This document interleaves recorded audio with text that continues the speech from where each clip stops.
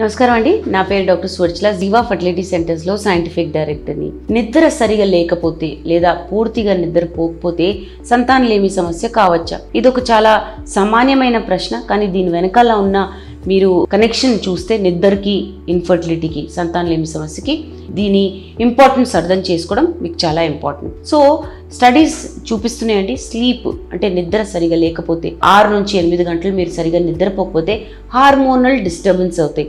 So సంతానలేమి సమస్యకి సంబంధించిన హార్మోన్సే కాదు, మామూలుగా కూడా థైరాయిడ్ ఎక్కువ తక్కువ అవ్వడము, ప్రోలాక్టిన్ ఎక్కువ తక్కువ అవ్వడము, ఈ సమస్యలతో పాటు సంతానలేమి సమస్యకి కూడా కారణం కావచ్చు నిద్ర సరిగ్గా పోకపోతే. సో ఈ follicle stimulating hormone, luteinising hormone, oestrogen, progesterone, testosterone అన్నిటి ప్రొడక్షన్కి కరెక్ట్గా నిద్రపోవడం చాలా ముఖ్యం. నిద్ర సరిగా లేకపోతే ఈ హార్మోన్స్ డిస్రెగ్యులేట్ అవుతాయి, అంటే కరెక్ట్గా విడుదల కావు.